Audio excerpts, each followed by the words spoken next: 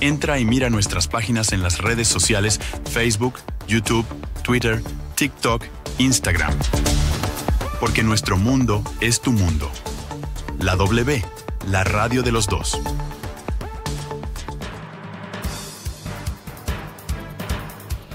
Son las 7 de la mañana con 10 minutos en el espacio informativo. Nuestro invitado es el doctor Leonardo Berresueta. Él es actualmente asambleísta, representante de la provincia de la Suay y está optando para la reelección aquí en nuestra provincia. Va por la lista 33, Reto Revolución Ciudadana. Leonardo, bienvenido, buenos días. ¿Cómo ha estado esta campaña? Estamos ya llegando a la parte final. Yo creo que intensos 30 días de haber trabajo muy fuerte a nivel de toda la provincia. Bienvenido. Muchas gracias, mi querido Rubén. Como siempre, un placer estar en los micrófonos de W Radio y un placer estar con usted. Muchas gracias por la entrevista. Ha sido una campaña bastante intensa, han sido días muy intensos, muy cansados, pero muy contentos, porque ha habido un contacto importante con la gente. Hemos podido tocar temas que no le gustan tocar a la gente normalmente, no le gusta tocar a los políticos normalmente, ¿no? Y yo creo que nuestra campaña se resume, yo creo que a más de los temas que hemos planteado en seguridad, en los temas de vialidad, en los temas de empleo, que lo hemos hecho hasta la saciedad.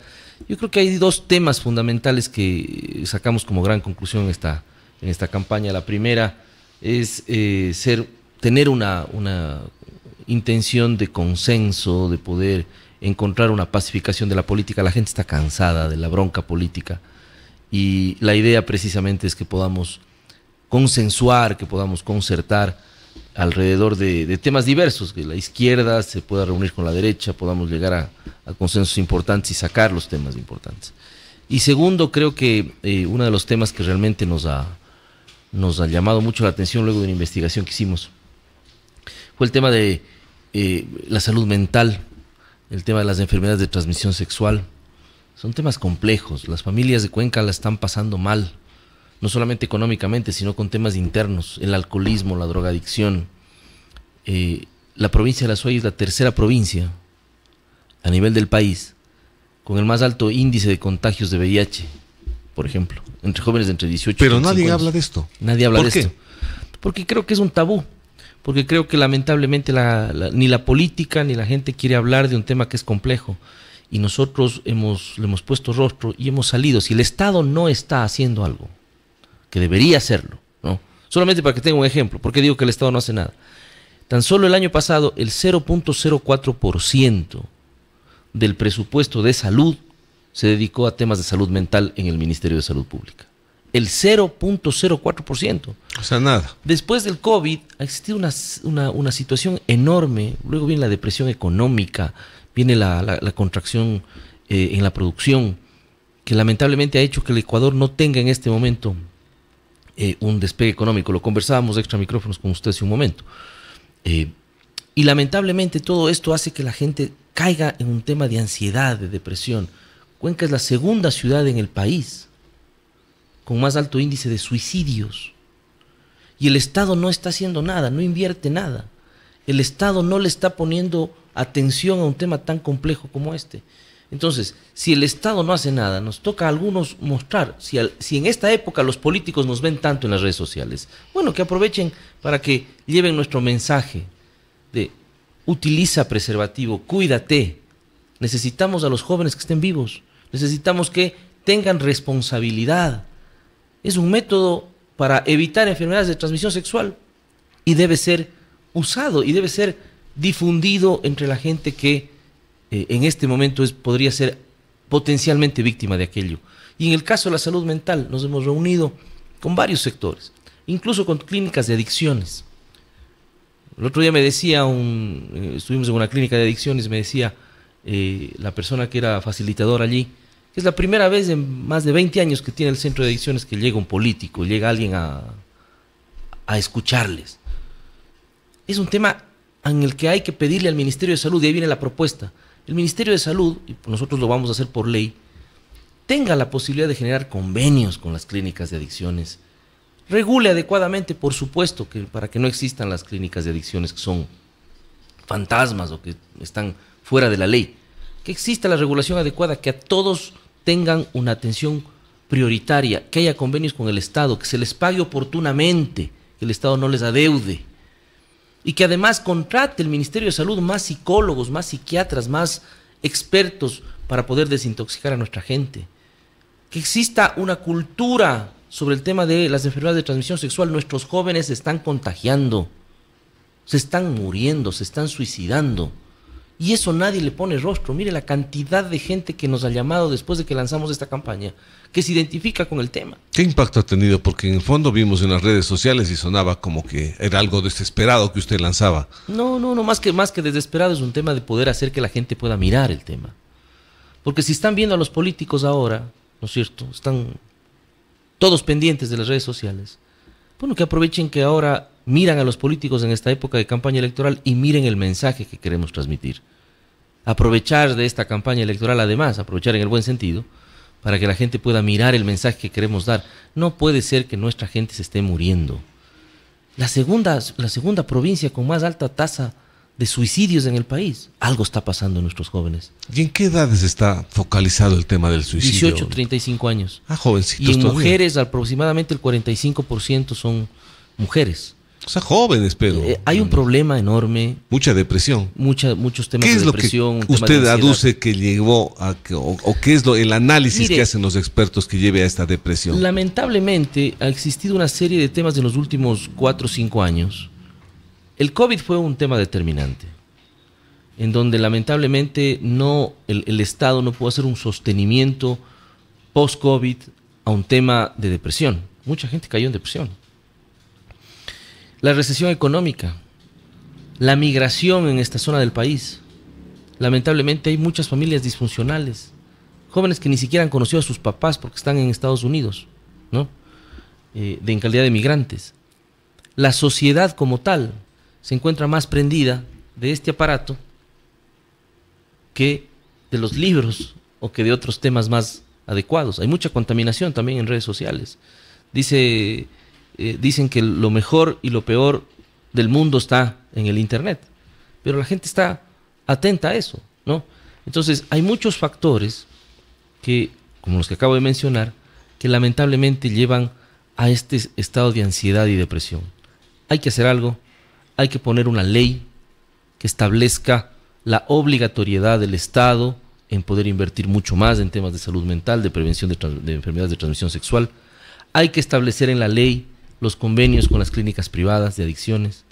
Hay que establecer en la ley la contratación mucho más fuerte de más psicólogos, más psiquiatras. Hay que establecer una red nacional y hay que establecer un tema de reinserción también. Porque no es justo de que nuestros jóvenes, muchas personas salen de las clínicas de adicciones, van a presentar una carpeta en una empresa privada y no les dan trabajo por el hecho de haber sido alcohólico anónimo o narcótico anónimo. Es una discriminación también. Por lo tanto, también hay que trabajar en eso desde el punto de vista laboral y hay que ayudar a reinsertar adecuadamente en la sociedad a estas personas a las cuales nos hemos comprometido de manera directa. Por lo tanto, este no es un tema de simple marketing, sino también un tema profundo que tiene una propuesta detrás. Ahora, en esta parte que usted acaba de mencionar, Leonardo, no solamente es el afectado, el consumidor, la persona que está con el problema. Esto es un tema del entorno y no solamente afecta a los que están más cerca, afecta a la familia. Así es. Y esto tiene un impacto fuerte en lo que usted está comentando. Por supuesto, hay muchas familias que han terminado sus padres divorciándose, económicamente no producen bien, hay violencia intrafamiliar. Mire, el consumo de alcohol en las zonas rurales de nuestra provincia es enorme. Hay un problema enorme de consumo de alcohol, sobre todo en la zona rural, que deriva en un tema de violencia intrafamiliar. La mujer rural la está pasando mal, o está sola porque su marido se fue a los Estados Unidos, o estando con su marido recibe maltrato psicológico y físico. Los hijos presencian ese tipo de temas y no hay una asistencia estatal para eso. Creo que más allá de la política es necesario mirar lo que está pasando adentro en las familias. Y eso es muy grave lo que está pasando. Usted tocaba un tema al inicio de esta entrevista y esto realmente es un llamado a la reflexión. Esto se trata de encontrar consensos, pero Usted ya en la política no es nuevo, ya tiene un bagaje de una experiencia bastante larga, que esto le puede haber dado una lectura muy importante para poder saber qué es lo que pasa. ¿Por qué se vuelve tan difícil en política encontrar consensos? Bueno, no es difícil, y le voy a poner el ejemplo de los 5 asambleístas azuayos. Los años de experiencia en política efectivamente nos han dado la posibilidad de mirar que la lucha encarnizada, apasionada, a veces hasta fanática, en política lo único que termina haciendo es que el perjudicado sea el ciudadano. Lo único que termina pasando es que no avance el trabajo que tiene que hacerse entre el Ejecutivo y el Legislativo y las diferentes instancias del Estado. Y lo que se requiere es poner causas más que ideologías. Los 5 asambleístas azuayos hemos dado un ejemplo de eso. Logramos, Rubén, a pesar de nuestras diferencias ideológicas, además, a pesar de las diferencias que tenemos de nuestras organizaciones políticas, hemos tenido la posibilidad de poner causas al frente. El caso Rosargudo, el caso de la vialidad, el caso de los jueces, tantos casos que hemos puesto por delante de las ideologías políticas y nos hemos puesto la camiseta de la SUAY. Sí es posible consensuar. 14 meses trabajando juntos y lo vamos a seguir haciendo hasta el final de nuestro periodo. Y de ser reelectos seguiremos haciendo lo mismo. Entonces, lo que queremos hacer es que ese consenso se dé en el nuevo periodo, sea quien sea o que resulte electo presidente o presidenta del país. Es necesario que el gobierno próximo ponga un buen ministro de gobierno o ministra de gobierno, que sea un buen enlace, que exista un diálogo permanente entre el Ejecutivo y el Legislativo. Hay que perderle el miedo a hablar en política. Usted se sienta a conversar con un político con el que está posiblemente en veredas distintas ideológicamente y se da cuenta que tiene más coincidencias que rechazos o que disidencias. O sea, el tema pasa por perderle el miedo a hablar. Y para eso se necesita un buen interlocutor, alguien que pueda mediar. Y ese es el próximo ministro de gobierno que tiene que tener el próximo gobierno. Y desde la asamblea, tener también un delegado del presidente de la asamblea para que pueda hacer enlace con el gobierno. Un buen asesor, alguien que maneje. Pero además, que los jefes de bloque de la Asamblea Nacional, los líderes de los partidos, busquemos un espacio de concertación. El país no puede seguirse desangrando. Se está desangrando por la delincuencia. Ya no se puede seguir desangrando por política. Y eso los políticos tienen que llegar a entender. Que ya no se trata de sacarse los ojos. Leonardo, pero mire usted, no entienden. Es una permanente pugna de poderes. Hay que hacerles entender. Y hay que hacernos entender. Si el tema tiene que existir una fiscalización, por supuesto que tiene que existir una fiscalización. Tiene que haber una oposición, por supuesto que tiene que haber una oposición. Eso es democracia, eso es parte del Estado de Derecho. Pero ¿por qué estigmatizar tanto el tema de la fiscalización, Leonardo? El problema está en Mire usted que ha fiscalizado, usted acaba de dar un caso clarísimo, ¿no es cierto? Supuesto. Y ha fiscalizado sobre temas de aquí, de la provincia. El tema es cuando se espectaculariza la fiscalización, cuando no hay un fundamento en la fiscalización, cuando solo se trata de salir en la pantalla, hablar mal del gobierno, insultar, rasgarse las vestiduras y no ir a lo profundo. Nosotros hemos hecho varios temas de fiscalización. El caso de la ministra del Interior. Yo llevé a juicio político a la ministra del Interior. Lamentablemente no se consiguió los votos para la censura, a pesar de haber demostrado técnicamente, de que no existe un plan Fénix, por ejemplo. Mire, fue tan interesante. Le voy a contar una anécdota del juicio político, para que vea cómo es la cosa. Llevamos nosotros desde mi despacho, con este legislador, con el equipo, llevamos tan técnicamente el tema del juicio político a la ministra del Interior. Llevamos tan técnicamente que en una de las audiencias de la presentación de prueba en el juicio político a la ministra llegó a decirme: vea, asambleísta, usted me hace una pregunta incómoda, pero me cae bien. Lo dijo la ministra, está grabado. Me cae bien. Entonces, más allá de que nos caigamos bien o nos caigamos mal, es un tema de respeto, es un tema de manejarlo técnicamente. Lo otro es rasgarnos las vestiduras, lo otro es buscar un tema de que el insulto y la diatriba sean lo que se privilegie en la fiscalización, y eso es equivocado. Eso es equivocado, así no funciona. Es un tema técnico, la oposición y la fiscalización tiene que ser un tema democrático que dé un contrapeso al Estado, que dé un contrapeso al Ejecutivo, al poder de turno. De eso se trata. ¿Para qué? Para que corrija. Entonces, aquí igual, en el caso de Cuenca, hemos hecho un proceso de fiscalización fuerte, hemos llegado a determinar procesos penales en contra de la señora Argudo y su familia, algunos dirigentes sindicales, para poder demostrar precisamente un tema que ha estado sucediendo durante muchos años en el IES. ¿Usted cree que vamos a ver resultados de todo esto? Por supuesto que sí. ¿Qué tiempo más deberemos esperar? Mire, aquí más allá de los tiempos, que eso le corresponde a la Fiscalía, esa pregunta hay que hacer a la Fiscalía, pero nosotros hemos demostrado hasta la saciedad, y está en manos de la Fiscalía ya, iniciar el tema de la audiencia de formulación de cargos, ¿no? Pero efectivamente siguen los ataques, entiendo yo que la defensa de la señora Argudo incluso está yendo a plantear algunas acciones penales en nuestra contra. No hay ningún problema que lo hagan, porque yo reviso los impulsos fiscales, señor Argudo, que debe estarme escuchando. Yo reviso los impulsos fiscales personalmente, yo reviso el proceso penal personalmente, y no me he descuidado. Entonces, pida nomás que se reproduzcan mis videos, pida nomás que se hagan cualquier tema, para que seguramente va a iniciar una acción penal. Hágalo, pero primero usted demuéstrele a Cuenca, demuéstrele al país de que los bienes que usted tiene es con plata bien habida. ¿Por qué con una persona con un sueldo de $1,245 tiene hoteles, tiene edificios de más de $1,000,000?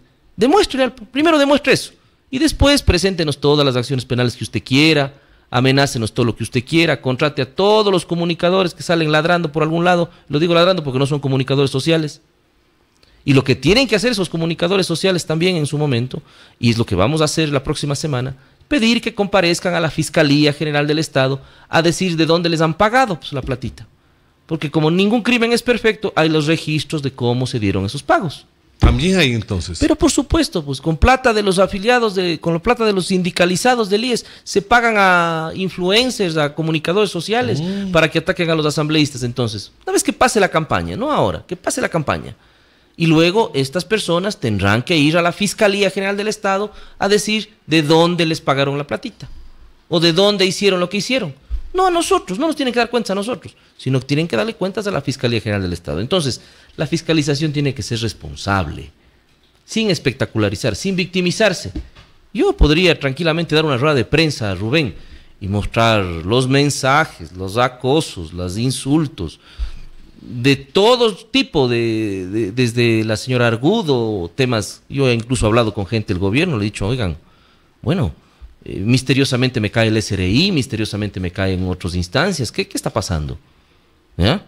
Y yo podría hacer una rueda de prensa y victimizarme, pero no es el caso, porque es parte de. Si me metí a esto, pues hay que afrontar. Y por supuesto que lo hago de manera responsable, sin atacar honras ajenas, sin inventar absolutamente nada, sin generar un proceso polémico político en contra de un gobierno, cualquiera que sea, porque la fiscalización tiene que ser responsable y técnica. El país no aguanta más shows.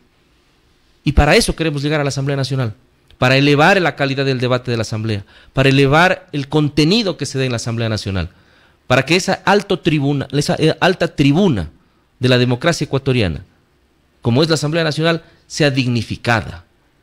Elevar el debate en la Asamblea Nacional es fundamental. Elevar la calidad de fiscalización en la Asamblea Nacional es fundamental. Y para eso queremos volver a la Asamblea Nacional. Gracias, Leonardo, por haber estado en este espacio informativo de la W. Gracias, mi querido Rubén. Solamente invitar a la gente que este 9 de febrero pueda apoyarnos con su voto. Cuando usted tenga en su mano la papeleta de presidente de la República, va a encontrar la 533, la única alianza que existe en la papeleta. 5-33, Revolución Ciudadana, Reto, Luisa González, presidenta. Y cuando tome en su mano la papeleta de asambleísta, búsqueme en el extremo derecho de la papeleta. Es la única parte en donde estoy en la extrema derecha, además, en la papeleta, por el número. Y encuéntrenos en la casilla 33, Leonardo Berresueta, asambleísta, para seguir sirviendo a la SUAY. Muchas gracias, Rubén. Gracias a Leonardo Berresueta por haber estado en el espacio informativo de la W. Vamos a hacer una pausa, 7 de la mañana con 29 minutos. Publicidad. Desde la Asamblea garantizaremos salud para Ecuador. Cuando te enfermes, irás a una clínica privada. Allí sí te curarán. Y el gobierno pagará la cuenta, porque la plata es tuya.